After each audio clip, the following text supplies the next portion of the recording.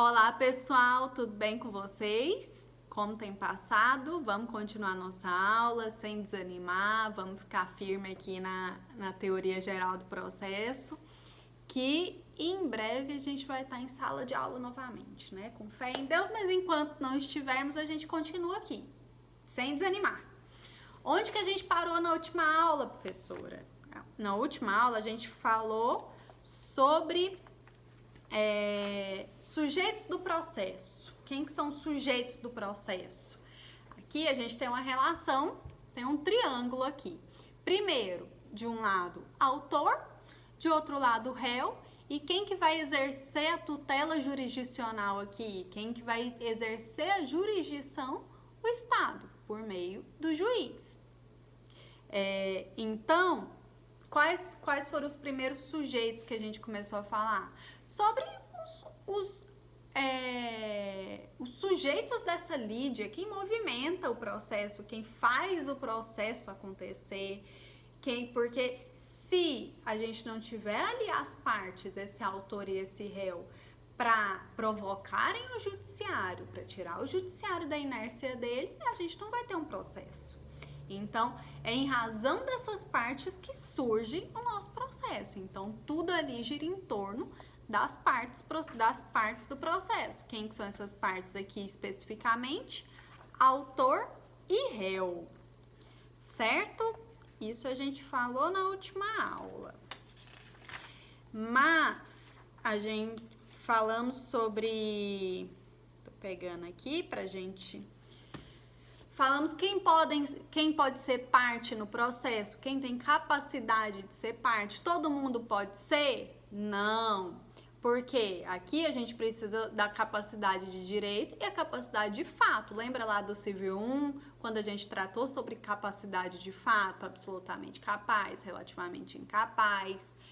Quem pode exercer aqui, ser parte no processo? Quem precisa de representação ou não? Isso na última aula a gente viu.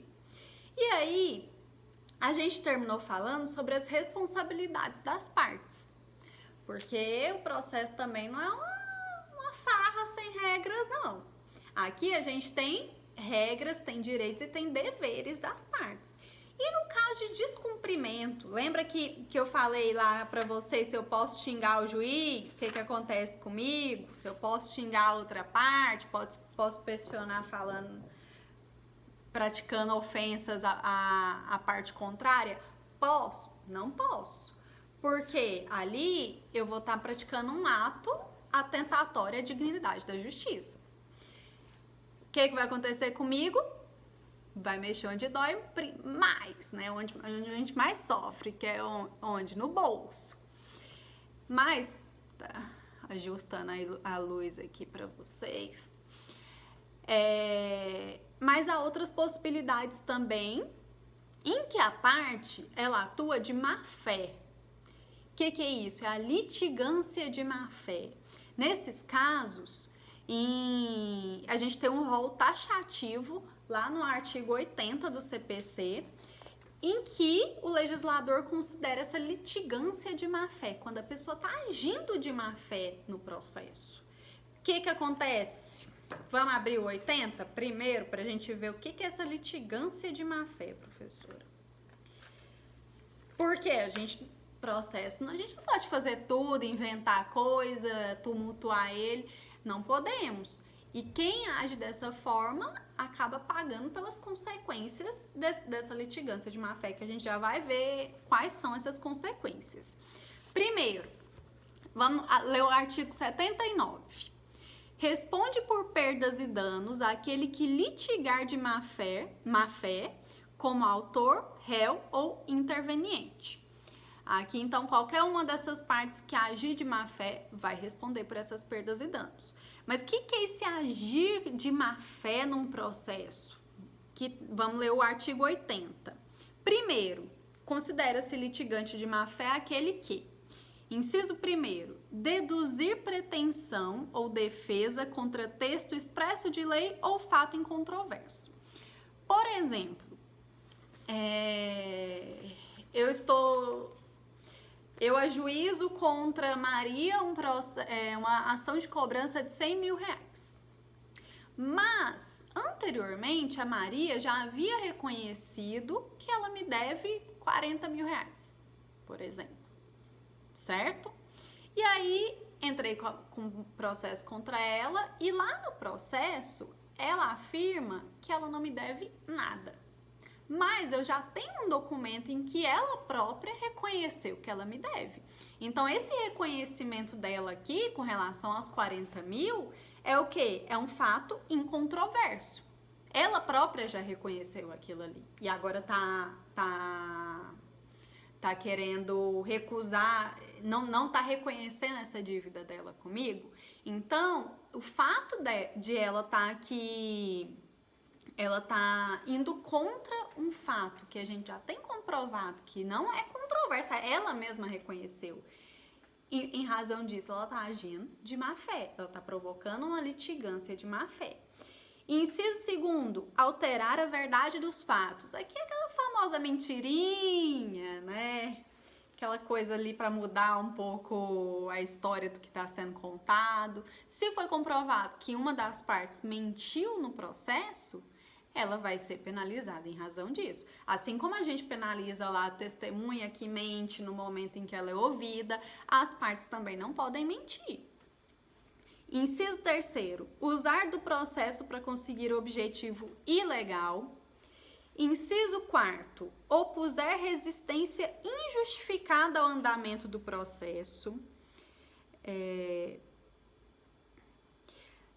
Inciso quinto, proceder de modo temerário em qualquer incidente ou ato do processo. Sexto, provocar incidente manifestamente infundado. E sétimo, interpuser recurso com intuito manifestamente protelatório. Então, aqui do inciso quarto ao inciso sétimo, são exemplos dessas possibilidades aqui de litigância de má-fé. Quando a parte tá protelando determinados atos, ela tá enrolando ali no processo para ganhar tempo, ela pede uma perícia no processo em que não havia necessidade para ganhar tempo, ou então é determinado um ato para ela, o juiz determina que ela apresente certo documento e ela fica enrolando ali, ela não cumpre com as ordens judiciais, ou ela interpõe recursos meramente protelatórios, que são aqueles recursos que é para ganhar tempo. A pessoa tá ali, sabe que aquele recurso não vai ter procedência, que vai ser um recurso meramente protelatório, pra gente só ficar ali postergando o processo, prolongando ele sem necessidade. Então ela tá agindo de que forma? Com má fé. E aí ela vai arcar com as consequências dessa litigância de má fé dela. Em razão disso, ela vai ser condenada a indenização e multa. Então, a gente vai mexer no bolso aí dessa parte. Aqui pode ser tanto parte autora quanto réu. Ambos podem praticar algum desses atos aqui do artigo 80. E aí, o que vai acontecer? Condenação em multa e indenização. Essa indenização tá lá no artigo 81. Qual vai ser essa indenização que a parte vai pagar? Vamos ler. De ofício a requerimento, o juiz condenará o litigante de má-fé a pagar multa, que deverá ser superior a 1% e inferior a 10% do valor corrigido da causa. Aqui a gente nem entrou na questão ainda se a parte ganhou ou perdeu o processo, mas se ela agiu de má fé e há uma comprovação disso, vai haver essa condenação dela. E esse valor da multa vai ser superior a 1% do valor da causa corrigido e não inferior a 10%. Então, nesse intervalo aqui, o juiz vai arbitrar um valor dessa multa que a parte vai pagar. Então, pensa aí num processo em que o valor da causa é de 100 milhões de reais.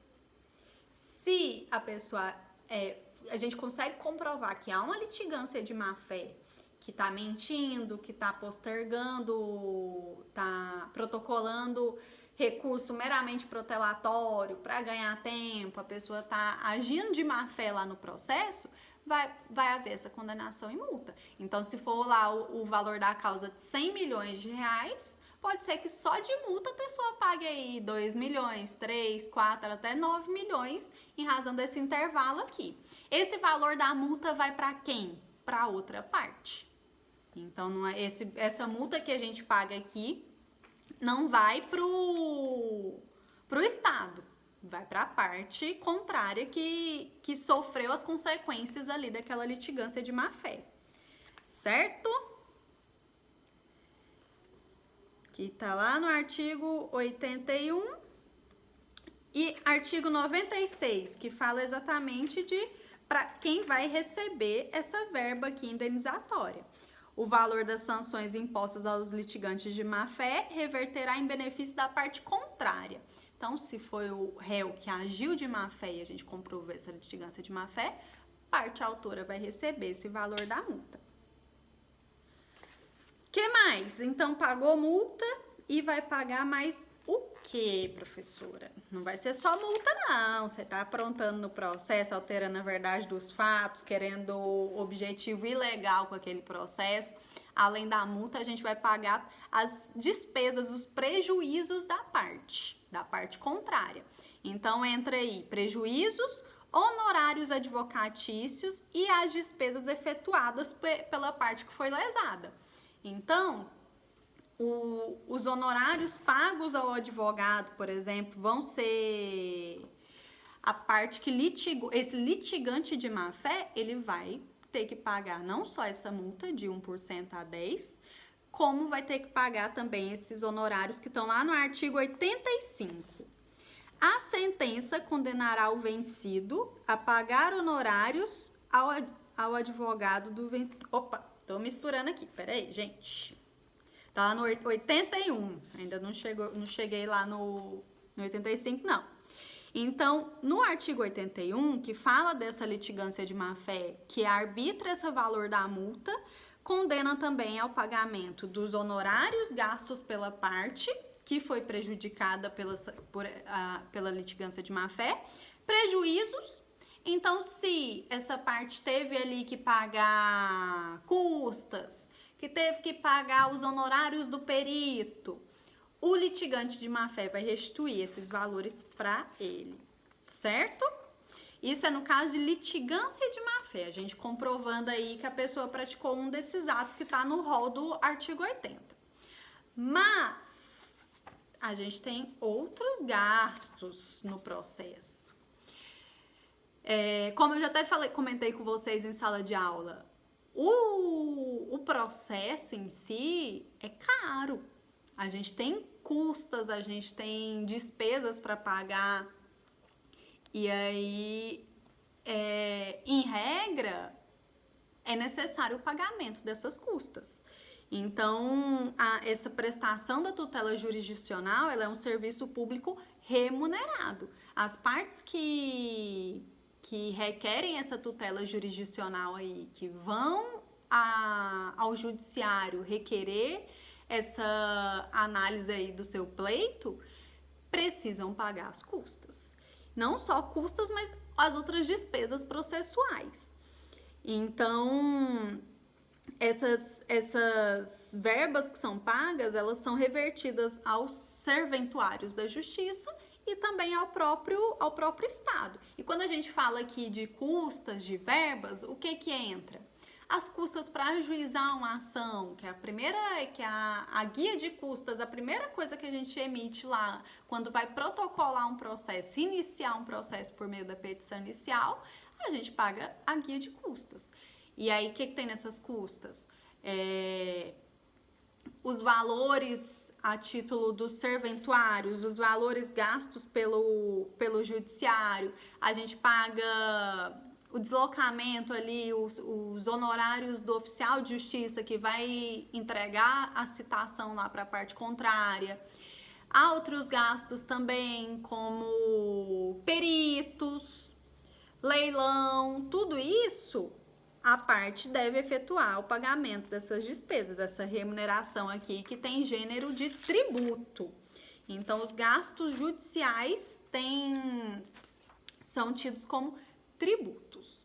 Então, tá, pagou lá custas judiciais no processo, pagou oficial de justiça, todo mundo ali, perito, todo mundo aí é pago. Mas a gente entra na questão da sucumbência também. O que é a sucumbência, professora? Essa palavrinha aí famosa que vai passar muito pela cabeça de vocês. Sucumbência é aquela coisa que é excelente para quem recebe e terrível para quem paga. O que é a sucumbência? Essa responsabilidade que a parte vencida tem de restituir os gastos que a parte vencedora teve no processo. Então, aqui a gente vai restituir todos esses gastos que teve. Se eu sou parte autora num processo, no decorrer do processo, eu tenho que ir antecipando as custas pagas no processo. Então, eu não sei se eu vou vencer, mas antes de ser proferida essa sentença, antes do processo transitar em julgado, a gente vai pagando aqui as custas. Só a parte autora que paga, professora? Não. Em regra, a maioria dos atos aqui das despesas são efetuadas pela parte autora, mas a parte ré também paga determinados atos. Por exemplo, honorários de perito, se é um processo lá por erro médico. E aí, a parte que requerer a perícia ali vai pagar os honorários do perito. Ou se foi o próprio juiz que requereu, vai dividir os gastos aqui entre as partes. E aí, lá na frente, a parte que vencer o processo vai receber a restituição aí das despesas que ela teve. Mas sempre vai ter um vencedor e um ganhador? Não necessariamente. Pode ser que a parte vencedora tenha o pleito dela ali parcialmente provido. O que é isso? Que não foi tudo que ela pediu que ela vai receber. Então, vai ser uma parte só. Nesse caso, a sucumbência também pode ser recíproca, vai ser proporcional. Então, ela não vai receber tudo que ela gastou, ela vai receber proporcionalmente ao que ela venceu no processo. Certo? Cadê? Próximo. Então, tá. Aqui, lá na parte da sucumbência, a gente fala de honorários de sucumbência. O que são esses honorários? São os honorários arbitrados pelo juiz, em que ele determina que a parte vencida pague para o advogado da parte vencedora. Aqui uma outra espécie de honorários. A gente tem honorários contratuais, a gente tem honorários de sucumbência. Honorário de sucumbência vai ser lá no fim do processo em que o juiz vai arbitrar esse valor. Qual o valor, professora? Cadê? Deixa eu pegar o artigo.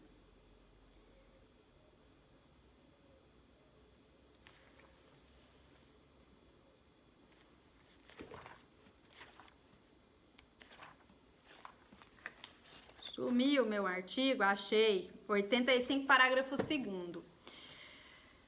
Qual vai ser o valor desses honorários que a parte vencida vai ter que pagar para o advogado da parte vencedora? Artigo 2º. Os honorários serão fixados entre o mínimo de 10% e o máximo de 20% sobre o valor da condenação, do proveito econômico obtido ou não sendo possível mensurá-lo sobre o valor atualizado da causa. Então, lembra lá do exemplo da causa que a condenação foi de 100 milhões de reais? Antes, no antigo CPC, não tinha estipulação de mínimo, era até 20%. Então, o juiz arbitrava os honorários de sucumbência aqui até 20% do valor da condenação. Então, o que acontecia às vezes? De ser uma causa com um valor muito alto, por exemplo, essa aí de 100 milhões, o juiz falar, não, 20% de 100 milhões, eu não vou arbitrar 20 milhões de honorário para o advogado. O que ele colocava? 1%, 2%, e isso prejudicava o advogado daquela causa, né? Então, Com o novo CPC, houve a determinação do valor mínimo. Então, aqui a gente, os honorários de sucumbência sempre vão ser entre 10% a 20% do valor da causa. Então, lá no exemplo de 100 milhões, da condenação de 100 milhões, os honorários aqui, que a parte vencida vai ter que pagar para o advogado da parte vencedora, vai ser de 10 milhões a 20 milhões. Bom, né? Não é ruim, não. Nesses exemplos, que a gente coloca o valor lá no alto. E aí, quando a gente fala aqui de sucumbência, honorários de sucumbência, ele é devido ao advogado. Se o meu cliente, lá no processo do meu cliente, a Luísa aqui tá. Se lá no processo do meu cliente, na condenação, condenou a parte contrária a pagar um valor X mais honorários, os honorários são do advogado. Em hipótese alguma, honorários de sucumbência são das partes. E aqui esse honorário tem caráter de verba alimentícia. Então, é devido ao advogado que atuou naquela causa. Então, tá, de 10% a 20% o valor dos honorários de sucumbência. Quem decide? O juiz. Com base em que o juiz vai decidir? Vai olhar para a cara do advogado e ele vai pensar, tá merecendo 20%, doutor.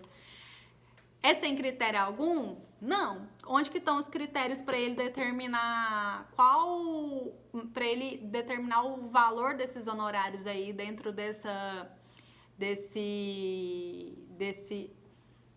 campo aí de 10% a 20%? Tá lá no artigo 85, parágrafo 2º ainda. O que ele vai levar em consideração? Inciso 1º, o grau de zelo do profissional. Então, quanto mais o profissional atuou ali de forma cuidadosa, não perdeu prazo, cumpriu todos os atos que eram determinados a ele, maior vai ser o honorário arbitrado. Inciso 2º, o lugar de prestação do serviço. Então, às vezes é numa comarca muito distante, num lugar de difícil acesso. Isso vai ser levado em consideração também. Inciso 3º, a natureza e a importância da causa. Quanto mais importante, maiores os honorários, porque maior é a responsabilidade do advogado que está atuando naquela causa. E inciso 4º, o trabalho realizado pelo advogado e o tempo exigido para o seu serviço. Então, às vezes, tem aqueles processos que a gente vê que tem 20 anos. É justo que seja arbitrado um honorário de sucumbência equivalente a esse trabalho efetuado aí pelo advogado, certo? Então, falamos aqui das despesas, das custas processuais que as partes pagam, mas eu sei que vocês já pensaram aí quando eu estava falando. Professora, mas a gente não falou lá na parte de princípios do TGP sobre o princípio de acesso à justiça? Se eu tenho que pagar custas, se eu tenho que pagar esse povo todo aí, eu tenho que pagar custas iniciais, pagar perito e tudo mais, então acaba que a gente está limitando esse acesso à justiça, concordam comigo? Porque se tem que pagar, e é caro, não é barato não, todo mundo consegue? Todo mundo tem condições de arcar com essas custas? De jeito nenhum, não é todo mundo que consegue, né? Mas a gente tem esse princípio aí do acesso à justiça. Todo mundo tem direito de levar ao judiciário a sua lide e ter essa resposta jurisdicional, que é que o judiciário preste essa tutela jurisdicional naquela determinada lide, correto? Todo mundo tem esse direito. Mas se eu não tenho direito para arcar com o ingresso desse processo, eu fico sem ajuizar minha ação, eu fico sem essa resposta jurisdicional do Estado? De jeito nenhum. Qual é a possibilidade que a gente tem aqui de requerer a assistência judiciária, a justiça gratuita, que a gente chama? Então, em regra, todo mundo paga as custas.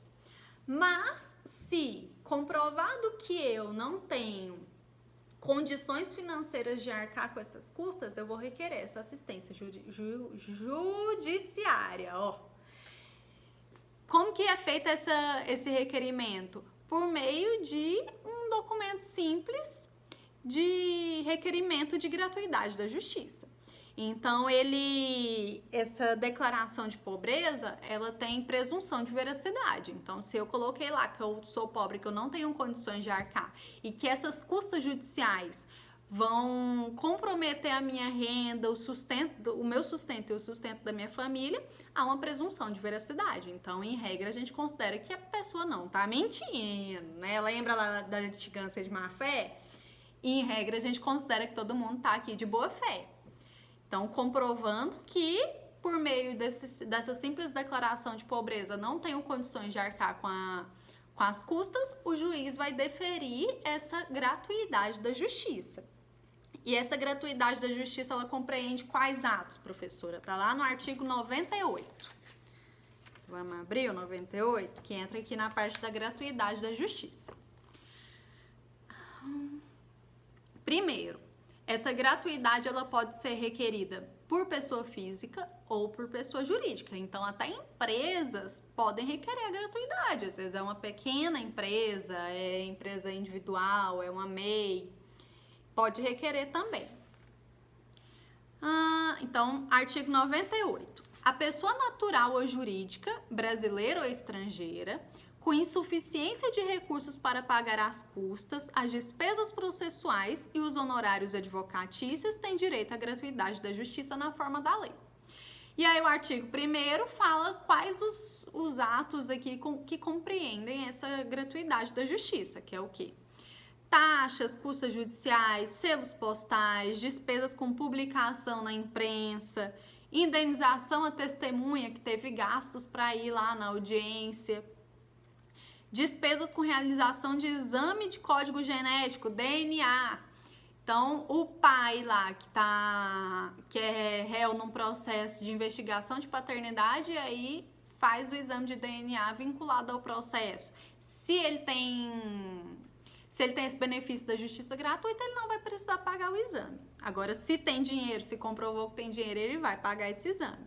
O que mais? Honorários do advogado e do perito, remuneração do possível tradutor que for necessário num processo, por exemplo, se é um processo com documento estrangeiro, a gente precisa traduzir esse documento. Se, em regra, as partes pagam aquele gasto ali com o tradutor, mas se é beneficiário da justiça gratuita, fica isento. E também aqui, custas com a contadoria judicial, então contador que for atualizar o valor da condenação, também não vai precisar pagar. A justiça gratuita, esse benefício da gratuidade da justiça, pode ser amplo, então, para todos os atos, ou para determinados atos. Então, às vezes, a pessoa não tem condição de pagar as custas iniciais do processo, por exemplo, R$3.000. Ela não tem condição de pagar, o salário dela é de R$2.000 e se ela for pagar aqueles 3.000, vai comprometer o sustento dela. Mas se determinado ato ali, por exemplo, os honorários do conciliador de R$50, a pessoa pode ter condição de pagar. Então, esse benefício da gratuidade da justiça, ele pode ser relativo, ele pode ser para determinados atos ou ele pode ser amplo. Pode ser requerido por qualquer uma das partes em qualquer momento do processo. Então, às vezes, na hora que eu protocolei a petição lá, que eu ajuizei a ação, estava ganhando bem, tudo ok, não precisaria desse benefício. Mas no decorrer do processo, a pessoa foi demitida, por exemplo. Ela não vai abandonar o processo em razão disso, em razão de não ter condições de arcar com as custas. Ela vai requerer esse benefício aqui da justiça gratuita. Tô tentando aumentar a luz aqui. O que mais? Perdi.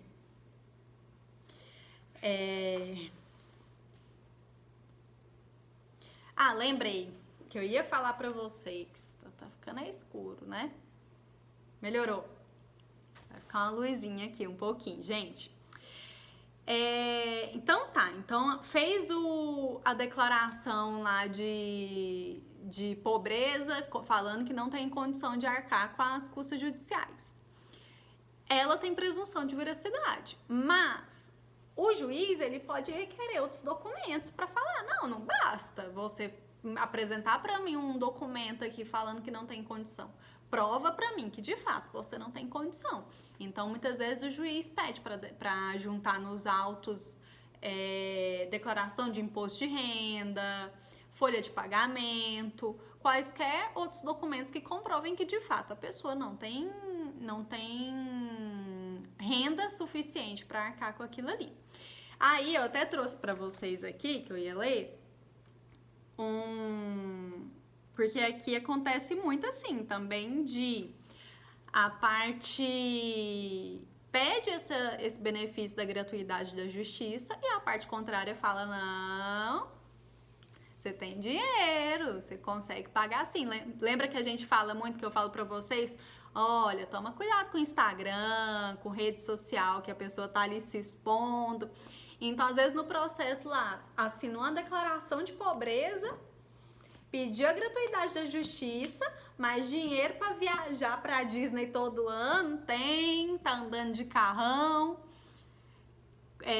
entra em contradição, né? Então a outra parte também pode impugnar esse pedido aí. Aí que eu peguei aqui para vocês uma decisão de um juiz famoso de Goiânia, ele já se aposentou, que ele proferiu o seguinte despacho no processo, falando sobre a parte pediu a gratuidade da justiça. Falou, olha, não tem condições. O que ele falou? Para comprar carro de mais de 22 mil, o autor teve dinheiro. Mas para fazer frente a uma merrequinha de custas processuais, aí sim é carente. Bem delicado o juiz, né? Por quê? O que ele quis dizer aqui? Olha, a parte está pedindo essa gratuidade da justiça, mas ela tem condições financeiras, ela tem um carro X, então todo mundo vai conseguir essa gratuidade? Não, precisa comprovar aqui a necessidade dela. Que foi o que esse juiz falou. Não é fácil assim, não. Certo, gente? Continuando, então. Agora a gente vai falar de outra parte no processo, de outro sujeito no processo aqui. Esse sujeito é um pessoal bacana, um pessoal gente boa, é um pessoal que as pessoas falam que não é santo, mas quando precisa procura ele para fazer um milagre. Quem que é? O advogado. É essa pessoa aí, que é fundamental aqui pra gente exercer essa justiça, pra gente requerer a justiça lá no Estado, né, no judiciário. Quem que é o Estado? O Estado, o advogado, essa pessoa bacana, gente boa, uma galera, e ai de quem fala o contrário, hein? Primeiro, a gente falou sobre capacidade de ser parte. Quem que tem capacidade aí para postular um processo, para ajuizar uma ação como parte. Mas aqui entramos na questão de capacidade postulatória. Capacidade postulatória é a capacidade para ingressar no processo como advogado, a capacidade para realizar os atos processuais de maneira eficaz. Então, é quem pode ali diretamente lidar com o juiz. Todo mundo tem capacidade postulatória? Não. Capacidade postulatória você adquire lá quando é aprovado no exame da ordem, vai lá na solenidade e pega a sua carteirinha da OAB. Então, capacidade postulatória só dessa forma que a gente adquire. Em regra, todo processo precisa ser acompanhado por advogados. As partes precisam ser representadas aí pelo advogado, que é inscrito na ordem dos advogados. Essa é a regra, mas nós temos o quê? Exceções. Exceção é lá nos juizados que não é necessária o acompanhamento de advogados nas causas até 20 salários mínimos. É exceção, mas a regra é que a gente sempre vai precisar de um advogado, porque o legislador quis garantir para essa parte leiga que ela seja acompanhada por alguém que tem instrução técnica para garantir seu direito, a efetivação do seu direito. Como que a gente constitui um advogado? Por meio de um documento de representação. Esse documento é um mandado ou é um mandato? Responde aí, que eu tenho certeza que vocês sabem, que eu dei essa aula para vocês. Mandado ou mandato, professora? Mandato, com T. Por quê? Porque aqui a gente tem um contrato. Lembra lá? TT. Mandato, contrato. Se fosse uma ordem, seria um mandado. Mas não, a gente tem um mandato judicial, que dá autorização para o advogado atuar em seu nome. Então, é um contrato ali de representação.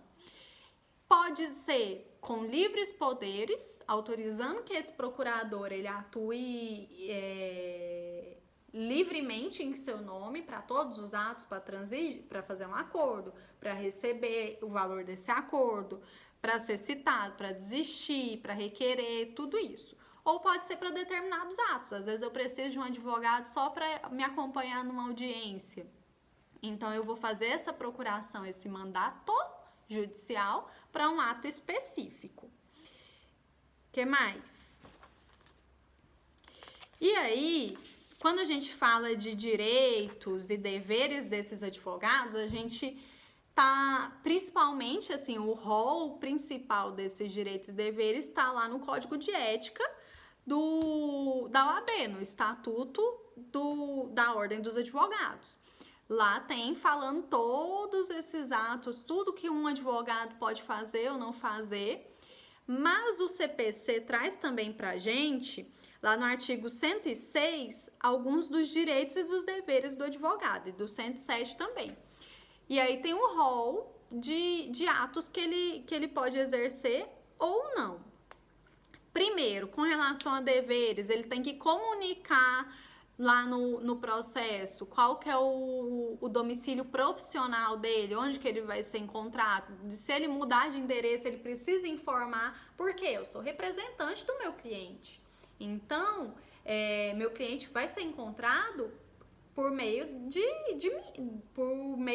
do meu endereço. Então, eu vou receber lá os documentos que seriam encaminhados para o meu cliente. Então, eu preciso deixar no processo isso atualizado, todos os dados.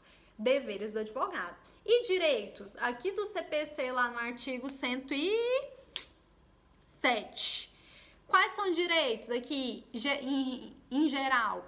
Eu posso ter acesso a qualquer processo, salvo se ele não estiver em segredo de justiça. Eu posso manusear qualquer processo, eu posso fazer carga, eu posso ter vista dos processos, salvo algumas exceções também, se ele não tiver com prazo em comum para as partes. Então, aqui a gente fala de prerrogativas que o advogado tem. E aí,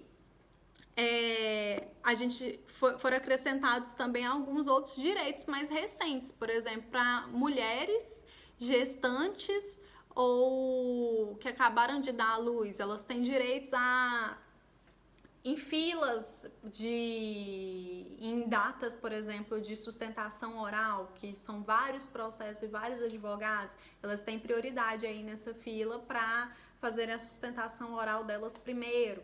E também nos casos de processos em que a advogada que acabou de dar à luz, ela foi a única procuradora no processo, ela foi a única advogada da parte. Nesse caso, ela consegue a suspensão dos prazos dela. Então, por 30 dias, aquele processo não vai correr prazo, porque a mulher acabou de dar à luz, ela comprovando que a data do parto, por 30 dias, ela não precisa atuar naquele processo, porque fica suspenso. E também a questão do advogado que acabou de ser pai. Pode ser por meio de adoção ou pode ser se tornado pai mesmo, pai, fugiu a palavra, biológico. Nesse caso, ele consegue a suspensão dos prazos dele por 8 dias. Então, foram acréscimos aqui de direitos para os procuradores. Mas quando a gente fala mesmo de direitos e deveres, tá lá no Código de Ética da OAB. O CPC só deu uma pinceladinha aqui de opções pra gente. Certo, gente? Muita coisa? Não, né? Pouquinho, tranquilo. Minha luz aí foi ficando ruim. Peço desculpas que tá meio escuro agora, parece, né? Então tá. Então tô disponível para vocês lá no Google Sala de Aula. Vamos tirando dúvidas. Eu tô sentindo muita falta de vocês tirando dúvida comigo. Foram poucos colegas que vieram falar comigo alguma coisa, que estão acompanhando as aulas e estão surgindo dúvidas, tá? Então, me procurem, não deixa de conversar comigo não, certo? Eu tô lá à disposição de vocês. Um abraço a todos, bons estudos e até breve.